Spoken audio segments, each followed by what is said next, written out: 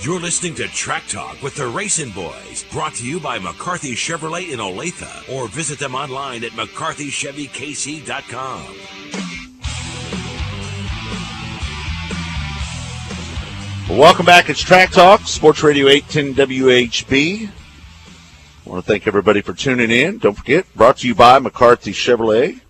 Check them out at McCarthyChevyKC.com. Get out there and purchase your new Chevrolet today. Tell them the RacinBoys sent you. Joining us now is a good friend of the RacinBoys and longtime supporter, been on the show countless times, Monte Dutton. How you doing, Monte? Good to hear your voice, Scott.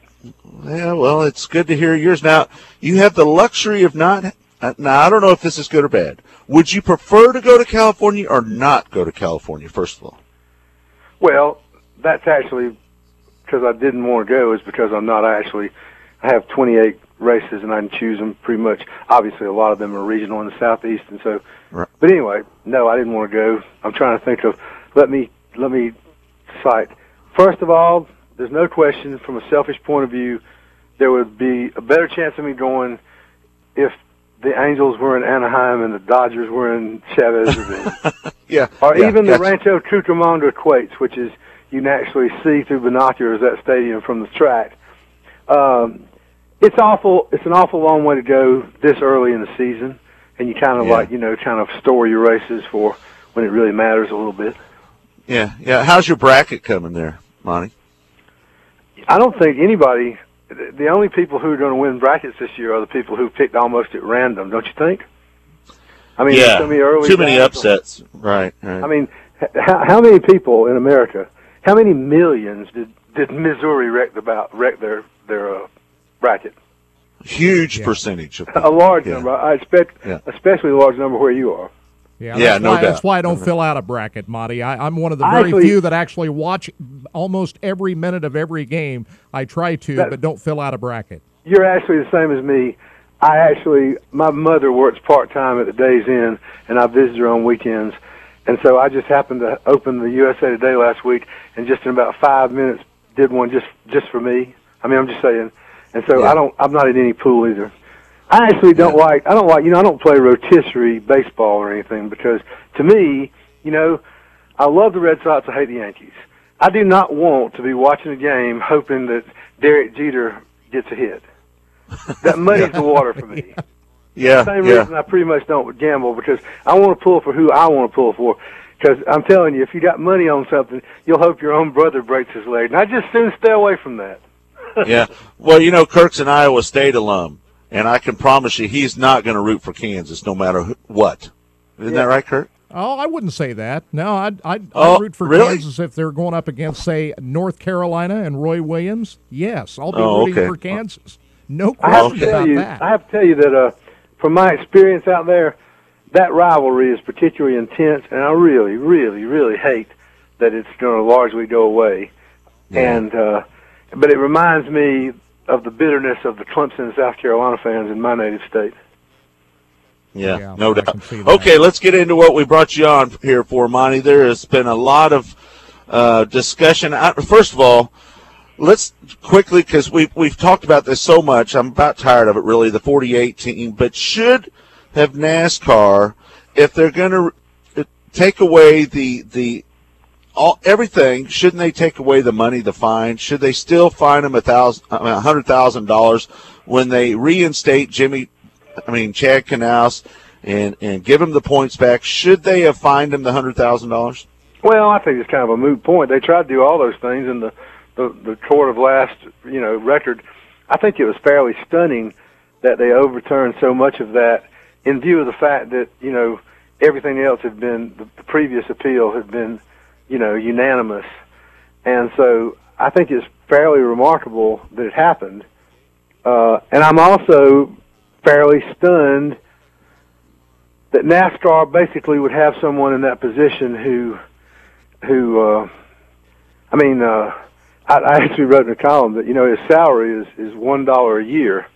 So they don't own him.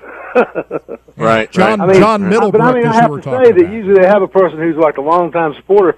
This guy. I have to tell you that I really do think that.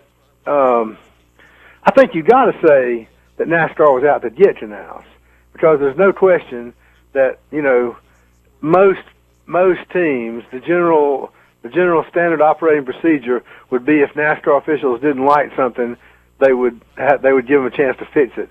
I mean, the fact that they did it the way they did is almost unprecedented. And so, of course, you could tell that when some NASCAR officials said that, no, there's no lingering bad will. Whatever. We only do this on the basis of each individual incident. Well, when they 25 points, $100,000, 6 race suspensions to both the crew chief and the guy who would likely replace him in the interim, I mean, you can't even look at that and not say that NASCAR was out to get Canals.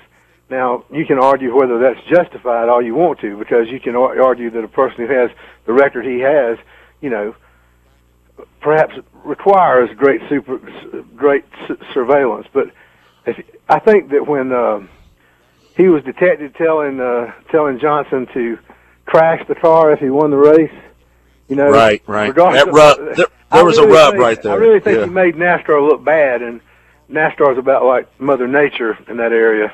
It's not nice to fool with him, but he pretty much, for the most part, got away with it.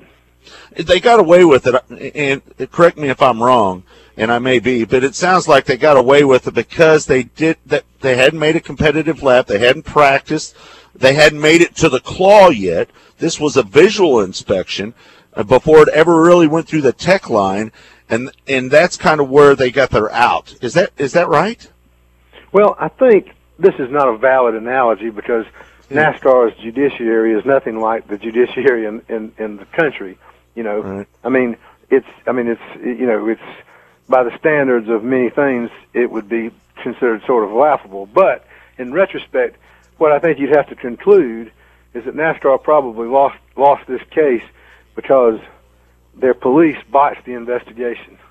I think that's, in retrospect, good way to put it. Yeah, that's a good way to put it. They didn't handle the evidence properly. Would that be a way to put it? They didn't follow procedure, you know. Procedure, that's it. Yeah, that would be a good way to do it. I'm pretty sure that they don't have to read Miranda rights, but if they had, they wouldn't have. That's funny. So when they went to chop off that C post back there, they didn't take photos of it. They didn't handle the whole procedure of they just it didn't go through the tech procedure either. Right. Yeah, it didn't go through the tech procedure at all. I mean, it was before that process even started, right? Yes, it was. Right. It was a type thing that usually they would hold someone back and say, "We don't like the way you got to fix this," and then they'd put them through inspection. The car actually didn't even go through inspection at that point. Yeah, that's exactly. Yeah, that's my point right there. Okay, Monty. I have to tell you that this is maybe I'm sounding like my first reaction when I heard about the penalties was that I thought that, in view of the past, that it sort of fit the crime. But I did not at the time. I was in Daytona, but I did not realize all the facts of the inspection process. Yeah, I got you. All right, Monty, I think the biggest story for me personally outside of that is the lack of attendance at Bristol last week. And we've talked about this, but it's similar the year before, too. Yeah, no, I know it. I was there the year before. I remember, but it seems like even more this year. Now, let me ask you, Monty, let me ask you this. Is it a combination of things? Is it a perfect storm? Is it the track conditions? Kirk and I think we agree that, you know, there's a lot of tracks that are really dependent on people that own motorhomes because there's not motels. There's not a lot of them in Bristol. I mean, that is a huge motorhome RV experience for race fans. The price of fuel is up. A lot of people don't see the rooting and gouging that goes out on the racetrack. Is it a perfect storm of things that have happened, or is it really just the racetrack? I think, without question, it's a combination of a lot of factors. The argument is always, what is the valuation of the relative factors? I do think that, by and large, the people who are missing from the grandstands at Bristol are people who are missing from the hillsides around. Because I agree. That was the first shock a year ago. I actually don't think the crowd was maybe a little bit small, but it was. I felt like they probably just over-announced the attendance more last year than they did this year. Year. What did they announce the attendance They last announced weekend? attendance at 102,000. They announced it at 120 the year before. To be honest, as I've over the years put, I would have thought, I really think what they announced this year was probably about what it was last year, and I would say this year was probably about 85,000 or so. That's what I thought, around 80,000, yeah. Yeah. So, again, you think the combination of things. I do think, and I also think that, without a question, there's a lot of people who, personally, it drives me crazy when I hear people say that Bristol's become a cookie cutter track. That's the most ridiculous thing in the world. Yeah. I mean, right. and also, to the naked eye, you can't tell changes. I mean, they tapered the banking. Now, I would not be surprised if they don't grind that baby down. It looks like Bruton Smith made some comments this week that 75% of the fans want the old Bristol, and he's going to give it back to them. But I think that a little bit of that is, I still contend that a bad race at Bristol is better than a good race at many tracks. No doubt. And I mean, I can tell you that I've always liked Martinsville better than Bristol, because I always thought in the heyday that Bristol kind of brought out the worst in racers, I mean, like, you don't get out of the guy's way, you're going into the wall, Mm-hmm. But, and so in a sense, I kind of like it now, but I didn't dislike it. I admit that it was more to write about, But I honestly think that that's a considerable problem, because the fans have got that in their head.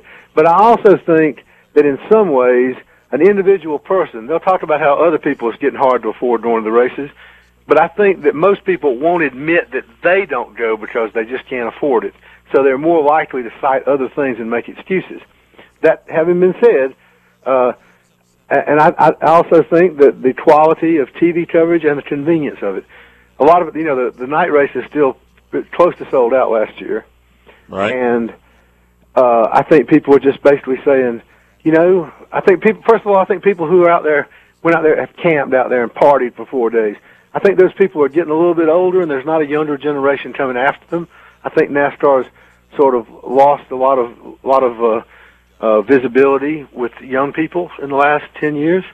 I think that's a little bit of a factor. And I just think that there's a lot of people who used to go to 2 races. They pick and choose and go to 1, and then they figure out that with their high-definition TV and surround sound and grilling steaks on the outside, and they'd have a big party, and it costs a fraction of what it costs to go to the race. So I think all those things come into play. The oversaturation.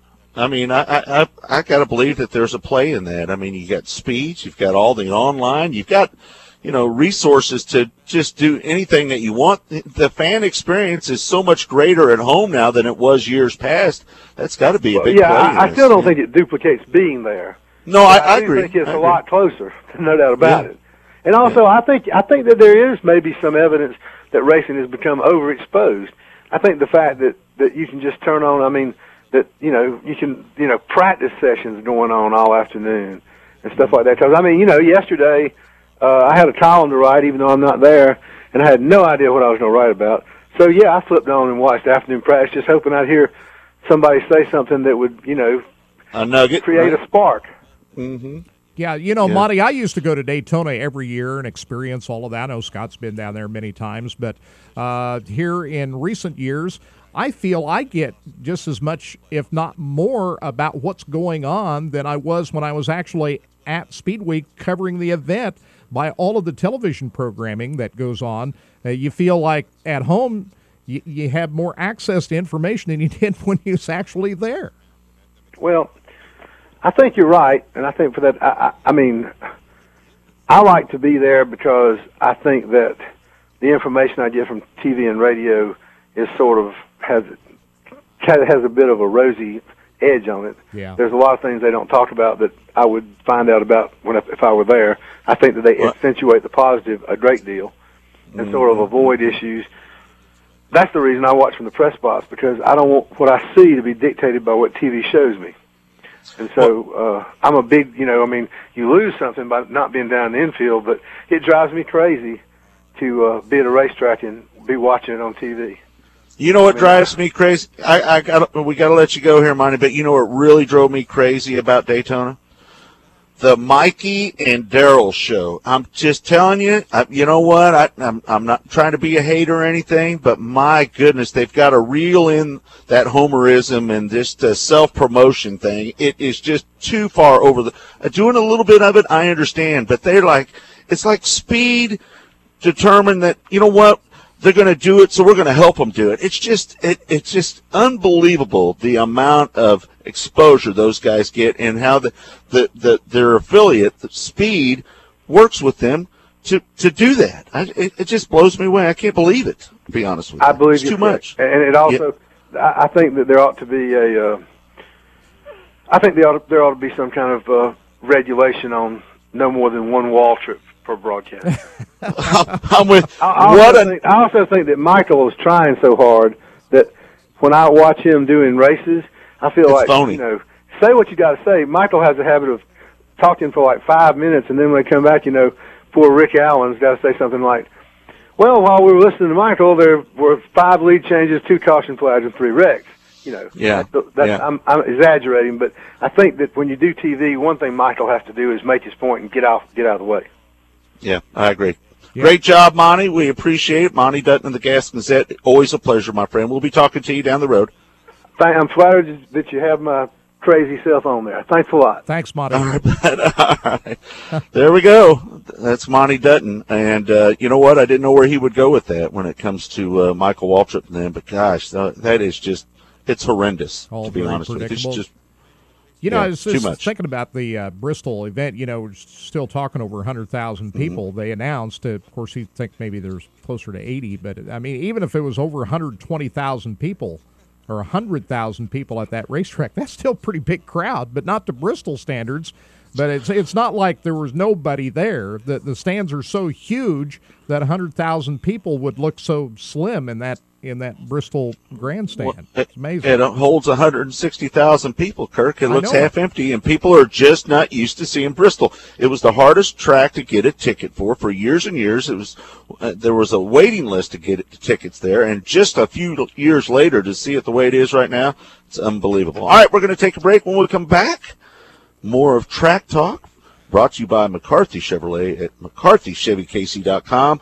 I'm Scott. He's Kirk. We'll be back here with more on Sports Radio 810 WHB.